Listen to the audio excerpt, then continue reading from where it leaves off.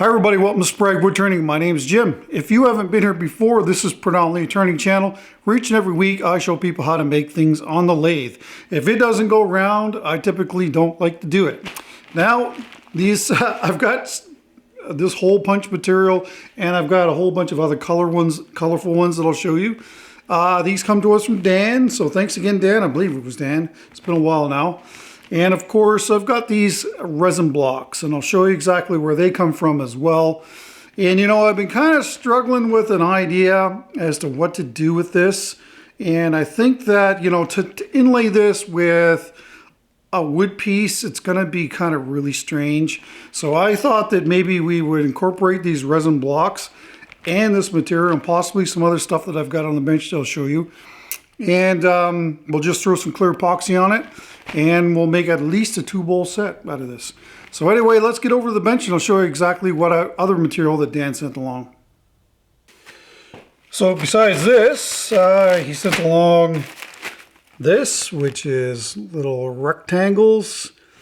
Again, I believe this is from hole punching. I might be wrong. And this is smaller material, same thing. If you want to call it confetti, we'll call it confetti. And this one as well, but this has got way too much white in it.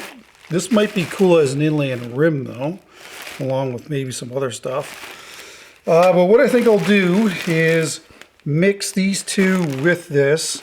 And these are the resin bars that I've got, and I cut these up a long time ago, and I just, you know, been waiting for inspiration to come along in a way to use them. So my plan, here, we'll move this one out of the way. My plan is to evenly space them inside of this plastic bowl form, but of course they don't sit in there nicely, so we'll have to take these over to the disc sander, and you know, after I've marked these, they should be all the same, and then I'll cut that profile out, and then we'll lay those in and throw these in and use some clear epoxy and see what we get. It will be maybe a 3-bowl set, 4-bowl set possibly. And I cut these, so I used to pour a whole bunch of my leftover epoxy I would put into you know, cups, and then once they got full, then of course you can cut them up and use them like this, or you can just throw that on the lathe and use it as it is as well. So that's where these came from. And unfortunately, I don't have any footage of me cutting these up. Let's figure out what we're going to do here. Get the first one made, we'll check it, and then we can, you know, bash on with the rest of them. Now this might be a little hard for you guys to see.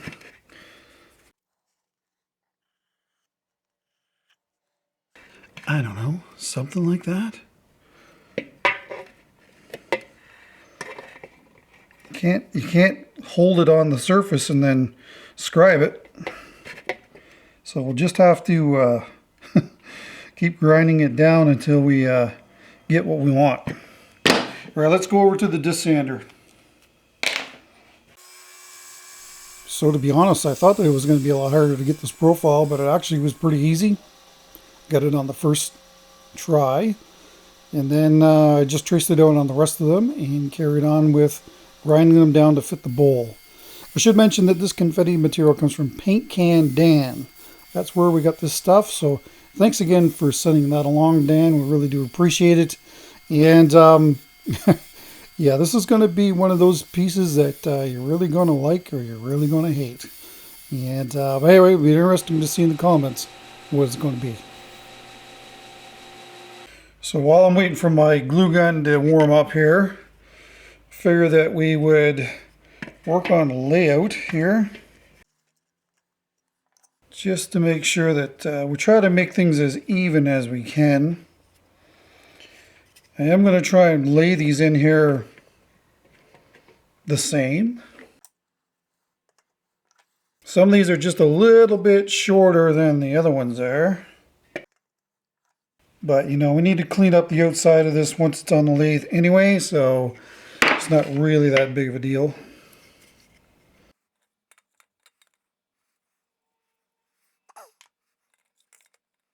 Yeah, you can see this is going to be really, really Really irritating. What if we put something in there like this? Will that work for us?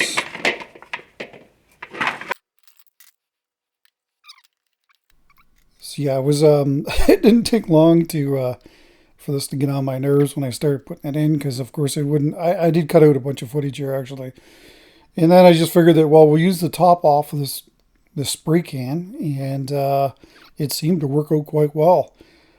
Spacing is important for sure. If you don't get your spacing correctly, then it's going to look odd when you look down on the bowl, because people will notice it. So try your best to lay it out as even as you can, and hopefully things won't look odd in the end. That will work. And I'm just going to take this marker and mark the very center of each one of these.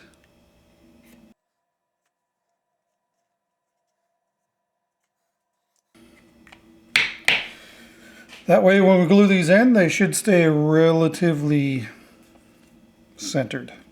It isn't perfect. It's an odd thing to really work with and try and figure out. There are ribs in this thing that you can count, but it doesn't work out. So it's about 3 1/4 inch spacing from here to here on each one of them, and that's close enough for me.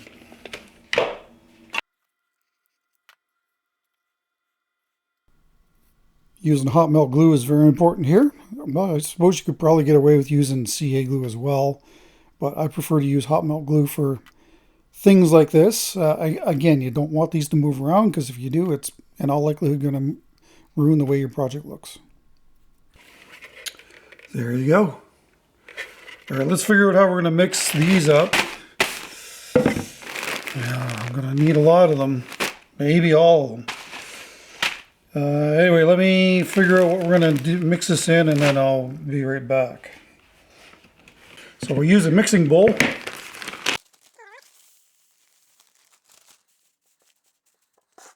It's so hard to judge how much I'm going to need.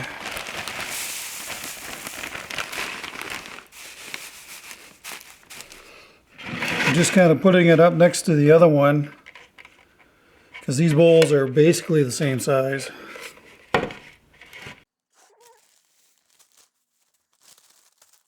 Okay, let's start with that.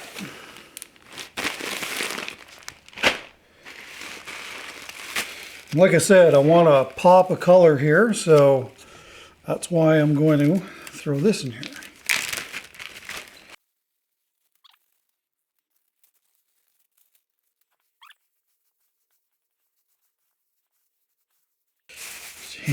You would hardly even know that I put that in there. Wow. I didn't want to use up all my colored confetti, because, you know, I still have some ideas for this stuff, especially like maybe inlays in the rim. But yeah, the white was so overpowering this project that I really needed more color in it. In the end, it still looks good. So we are going to throw this in the vacuum chamber. You know, there's probably going to be lots of air trapped in these if we don't. Anyway, let's see if I've got enough, first of all. Hopefully I do.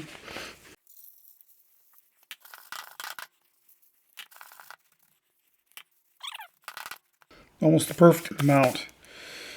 These sticking up out of here, I planned on cutting them off anyway, so hey, it all works out. All right, let's mix up some epoxy after I get this mess cleaned up. This week we're using deep casting epoxy from Designer Epoxy. This is going to be a fairly deep casting, I think around 4 or 5 inches, so you definitely want to be using a deep casting epoxy like Designer Epoxy's deep cast. It's awesome, highly recommend it, and there's a link in the description to get 10% off your next order. So after giving it some thought, this is awful white. Like, I was really hoping that adding those other colors would have really muted that a little more than it has. So I am going to tint this epoxy, and this is the hyper shift that I'm going to use. I haven't used this in a while, I don't think, so how strong, I don't know. Let's just mix up a little bit here and see what it gives us. I do like to measure these. when I'm doing this kind of stuff, because I'm sure that that is not going to be, 1.5 liters is not going to be enough. This is a 1/4 teaspoon. This is what I usually use for all of my pigments.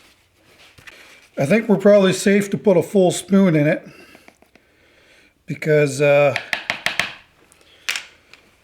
is really bright. I don't know if you noticed or not, but I always do mark my buckets. That way there's no mix-ups when putting the different epoxies in. And of course, don't forget to scrape the bottoms and the sidewalls of your buckets when mixing. So I'm very curious to see how much room this paper has taken up. My guess is that we're going to need at least 2 of these, but it may be more. Anyway, let's see what's going to happen here.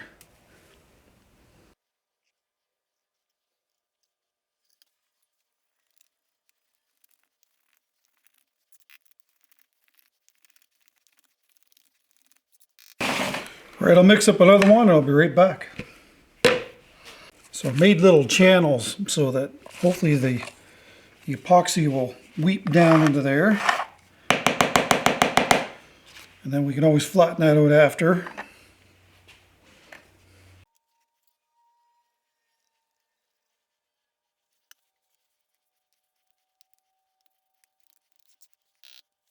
All right, here's 3/4 liter.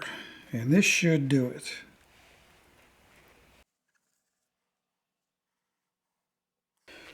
I'm pleasantly surprised to see that it's actually not floating. I thought that it would. Learn something new every day. All right, vacuum chamber coming up next. Okay, here we go. I have no idea how much air is going to come out of this. Lots of people seem to like this vacuum chamber footage, so that's why I always keep it in here. I think I do as well. One thing to note, I believe that, there's a fair bit of air in the epoxy from mixing, and also within the paper itself. And the paper actually swells when it takes on that epoxy, because when I take this off the vacuum when we're done here, you can't even see those resin bars. So that tells me that paper actually expanded and absorbed a lot of that epoxy. Anyway, I'm just going to keep cycling this on and off for a little bit. Then I'll let it sit here under vacuum for probably a good solid 20 minutes. And I'll bring it back when we're ready to put this in the pressure pot. Well, that's been a half hour, so I'm going to release the vacuum here.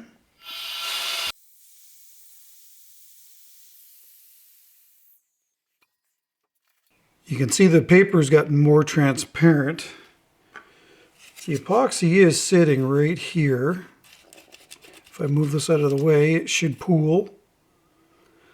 Yeah, I'm probably just going to leave that the way it is. I don't have much room at the top here to put any more epoxy in anyway.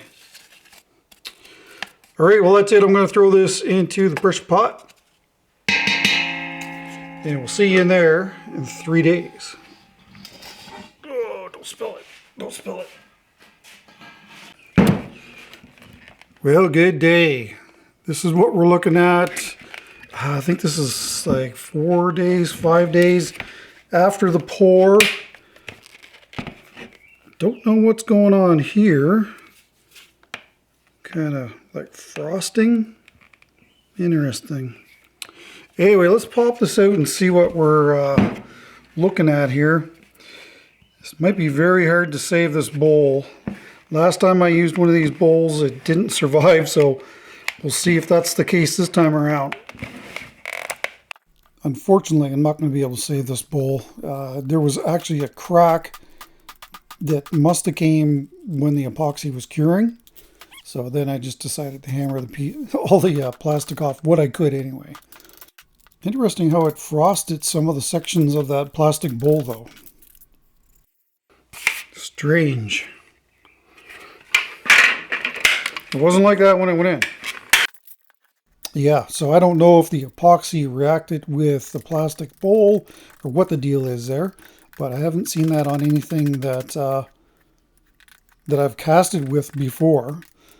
I don't think that this got overly hot either. I mean, it's within its depth of pour, so that shouldn't have really been it either. But that plastic, I'm telling you right now, it was on there, and on there good. I am really surprised by that. I understand why it would hold on these resin bars because of the glue, but you know, it's really, really stuck to the rest of it.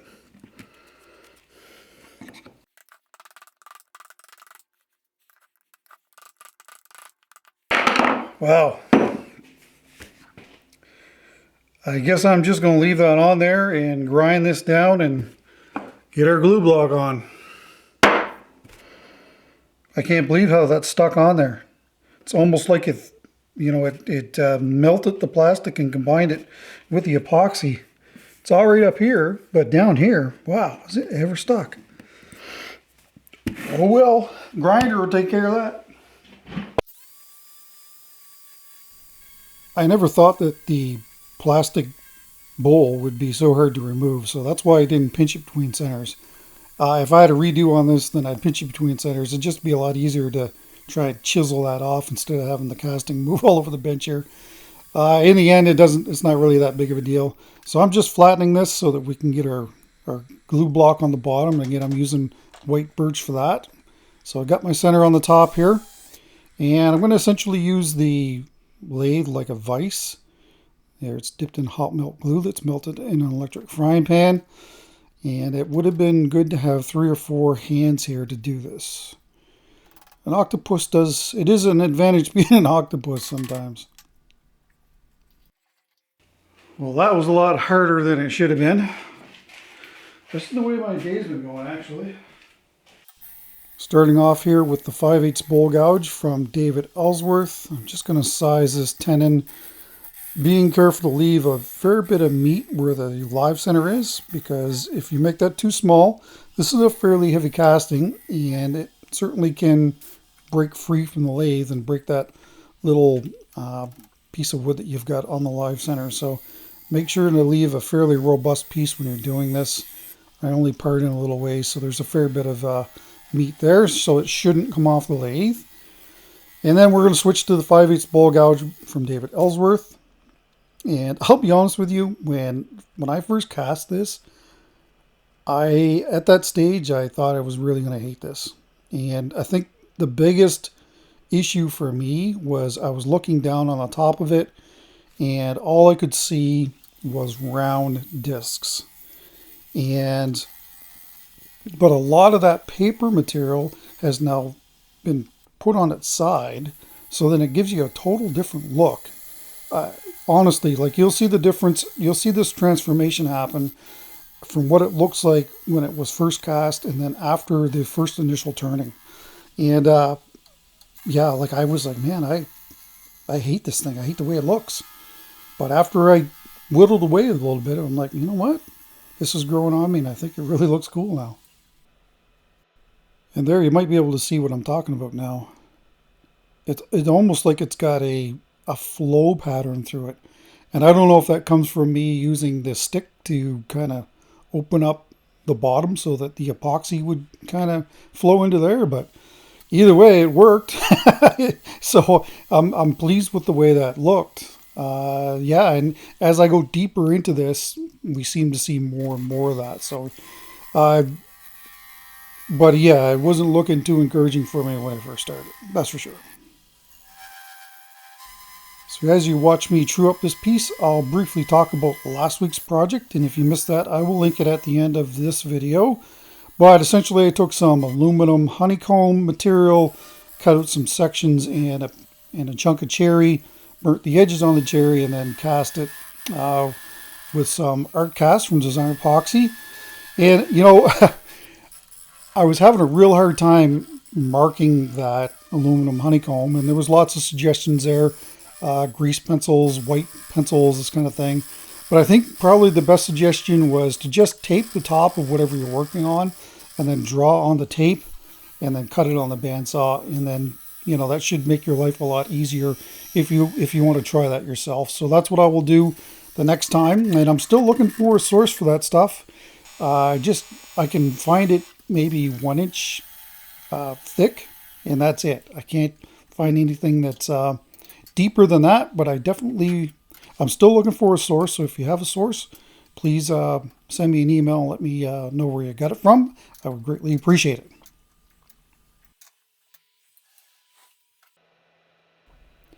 So before we do any coring, you definitely need to take care of any flaws on the outside by either whittling them away or by just fixing them. In the end, I decide, this is maybe a 1/16 of an inch or so, and that's glue is what that is. So it doesn't take long to get rid of that, and then we'll be able to move on to some coring here. And yeah, the more I look at this, every time I shut it off, the more and more it grows on me. So anyway, I'm really I'm really dying to see how the comments are gonna go on this one. Yeah, I really like making these pieces that will get a reaction out of people. I know like a lot of people last week thought that aluminum honeycomb, including myself, kind of looks like snake skin or dragon skin or stuff like that. And as you can see there, the deeper you get into this, you see more of that paper laying on its edge as opposed to laying flat. And I think that really does add to the look of the piece. We're all set up and ready for coring. This is the Core Pro cutter from Hunter Tool Systems. Link in the description below. And this is the coring rig from oneway.ca. I've got the steady rest in place and got the tailstock extender in from John Tully. And yeah, tailstock support, and we actually even got a little bit of room to extract the knife set, so that's good. Gonna leave a fair bit behind. I am gonna move this outboard after this, that way I can true up the big bowl. We're just gonna take one big core out of here, and we'll do something with the core at a later date. I don't want to get I'm running a little late on this video, and I want to get it done. You can see the resin bar doesn't come all the way through here. I'm not exactly sure if I want to cut that down because we're going to lose probably a good solid 1/2 inch off the height of this bowl. So I will probably leave it there, but we'll have to see what it looks like after it's trimmed. But yeah, anyway, let's see how we make out here. And this should be, fingers crossed, should be a relatively easy core to get out. Let's find out. So we're not cutting any real grain structure, so that's why I say that this should be a relatively easy core to get out. Usually there's an issue when you're cutting into end grain. That's when I find it's some of the hardest coring to do. But in this case, of course, you're not going to have that. So as you watch me core out this, I will give you an update, a shop update as well. Last week, we didn't see anybody out there to the workshop. My builder pulled the furnace guy off of my job to put him on another job that I think is closing soon, and he needed it done. So, delays are to be expected, especially when there's such a worker shortage in the area here, that is for sure. He tells me that he could easily run 2 crews, and sometimes he has a hard time running 1 crew. Just can't get the body. So hey, if you're a contractor and you're looking for work, move to the province of New Brunswick, because there'll be plenty of it for you here. That's for sure. So it won't be too long before we get this core out, and you're going to see, like, the deeper you get into this, you'll see more and more of that paper standing on its edge. It's kind of cool. I was able to twist it off. See that? There's hardly any paper laying flat. It's a really cool look. And we'll certainly be doing something with that in the future here. So my brother-in-law and I put up the security cameras and put up the Starlink system. And then in the process of screwing the mount down on the roof, I injured my shoulder. So that was 2 days ago, and it's getting, well, it's a lot better than it was. But I'm not sure if I'm going to be able to put out a build video as far as, wood turning video next week. I may have to give my shoulder a little bit of a break here. If that's the case, then what I'm going to do is I've got a workshop build video ready to go almost, and I will probably upload that on Friday. That's if I don't see a noticeable difference in my shoulder. I just don't want to re-injure it, and this is not an injury I've ever had before. So yeah, I don't really know what's going on there, but the swelling has gone down, and again, 2 days later, it's considerably better than it was. But, I just don't feel like going down and sitting in the emergency department for, 8 to 10, 12 hours waiting to see a doctor. Unfortunately, that's the state of the healthcare system. It is in New Brunswick anyway. So if it improves and the pain goes away, then I'm just going to let sleeping dogs lie, if you will. But if it persists, then of course I'll have to get it looked at. But anyway, I'm going to stay optimistic on it, and because I've still got a bunch of work to do, hanging air lines, hanging dust collecting lines.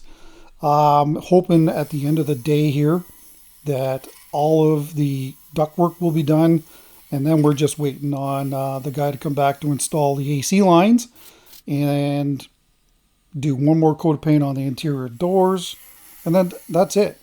The workshop will be ready to be moved into, and I'm looking forward to that. I'm sure there's also going to be lots of comments about the resin bars. And yeah, you might have a point. They do interfere with the look of it. It might have been best to just put it in without the resin bars. But it's like I said in the opening, I find it very difficult to work those into projects. And yeah, I know I could make pens out of them if I wanted to. By the way, I've never turned a pen or a pencil. It's just never appealed to me.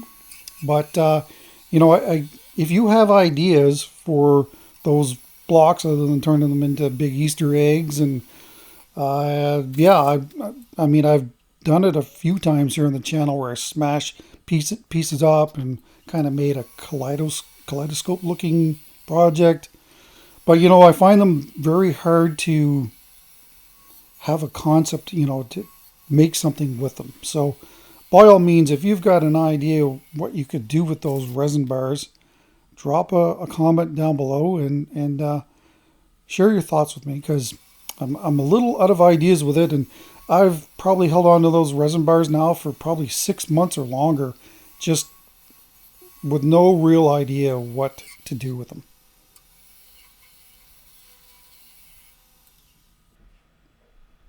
There we are. We're ready for sandpaper. I'm happy with that. You do see in some areas that there looks like paper that actually doesn't have any epoxy in it. Very strange. These are the 3.5-inch dimple discs from sandpaper.ca, and again, there's a link in the description. Get 10% off your next order. And I'm going to sand from 60 to 180 because I'm going to do another epoxy coat. I'll talk about it here in a second, but yeah, I definitely need an epoxy coat in order to move forward on this. So even close up, it's really hard to pick it out, but there is some small little bubbles in the resin bars, and some of the light white spots you see are actually paper that haven't been penetrated by the epoxy. There's one right here. Again, even if I zoom in it, I don't know if you're going to see it or not. Because of that, we're going to use a Pro Series coat here from Designer Epoxy, and that should seal in all these areas, and then we can make a determination as to what we want to do tomorrow. One question I get a lot is, can you use Artcast for this? And the answer is yes. Artcast is clearer than the Pro Series, but I prefer to use the Pro Series because it's thinner and it flows better. So that's why I like to use a Pro Series over Artcast, but yes, you can use both for this. Well, what do you think? It's actually pretty cool. And of course there's no wood in it, but turn this a little bit here. I like it. It actually would make probably a pretty nice inlay in the rim.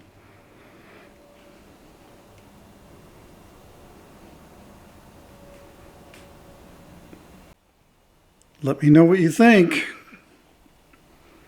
Pretty wild looking thing, that's for sure.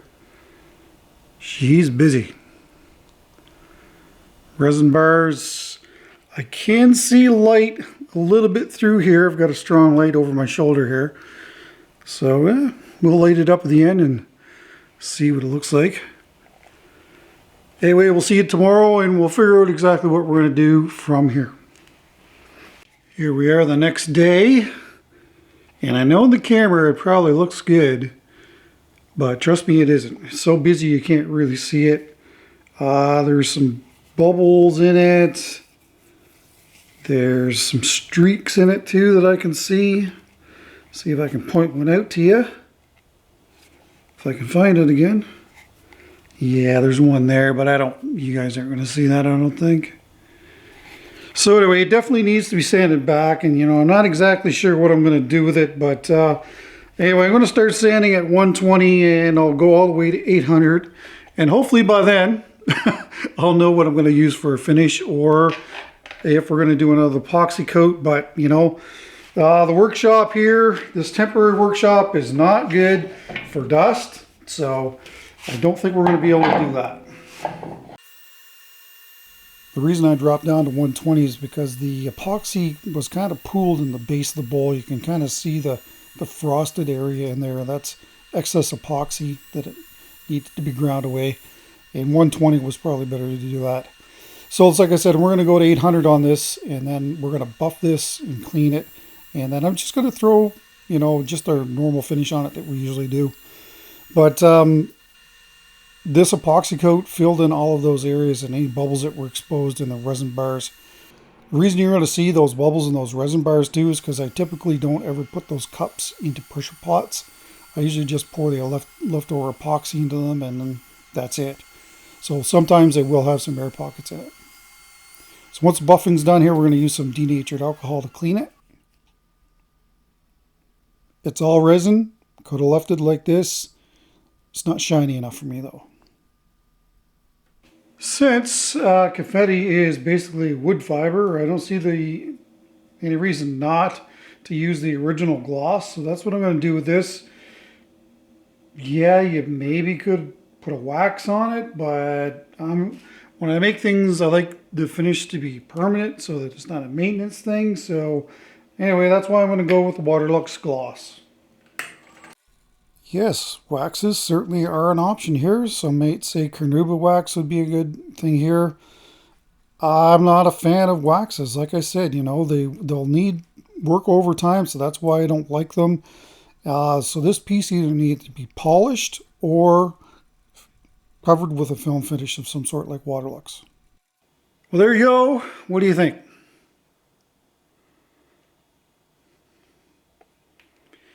Definitely going to be one of those pieces that you really love or you really hate.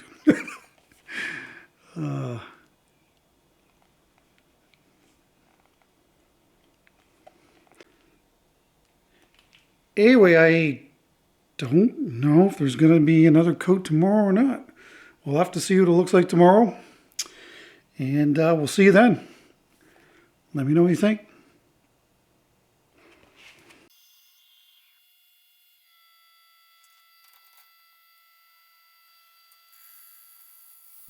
So after one coat of finish, it's actually looked really, really nice. So I figured I'd throw it on the vacuum chuck, and it actually only took me one try to get it on the vacuum chuck. That's pretty rare. And I'm just going to use the Ellsworth gouge to clean off the bottom. It was actually cutting really nicely, so I stuck with it. I didn't see the need to switch to the Hercules. Once that was done, once again, started at 60 and went all the way to 320. I am going to engrave the bottom of this, and I figured that I didn't really have a choice because you probably wouldn't see my signature on there if I was on there with a pen. So that's going to do it for the video. Special thanks to those who watched it all the way through. I really do appreciate it. Special shout out to the members. You guys are awesome. Thank you so much for your support. And if you want to be a member of my channel, it's $2.99 a month to do so. Let's have a last little chat about this beauty.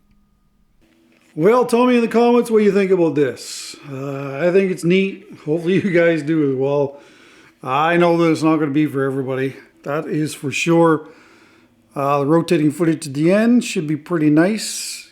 There is lots of areas between the paper, so it lights up nicely. I already shot the video for the end. Of course, you're seeing the engraving. So that's what it looks like there. I put it back on the lathe and sanded it. And so it's nice and flat now. There's not anything sticking up on it. Size on this is 10¼ inches across and 3½ inches tall. And it's just a shy over ½ inch in thickness thereabouts. Maybe a little thinner down near the base here. And I should mention that this piece is for sale. If you're interested, send me an email to spraguewoodturning@gmail.com and I will disclose the price then in case this is a gift. Anyway, let me know what you think about this. The good, the bad, the ugly. Let's hear it. Don't forget to put designer epoxy in the comments down below to be entered into the next giveaway at 145,000 subscribers when we get there. And of course, that's only for continental USA and Canada. So yeah, as far as what's going on with my shoulder, I mean, I've certainly can move it around, but you know, I've got pain radiating down into my bicep. So I'm going to give it a couple more days and we'll see where we're at. But I don't think that's going to give me enough time to get a casting wood turning video ready. So next week will be a shop video for my regular Friday upload. And of course, we're going to do a live stream like we do. So it goes live at 3 p.m. Eastern Standard Time. So if you're available, pop in and see what's going on in the live chat.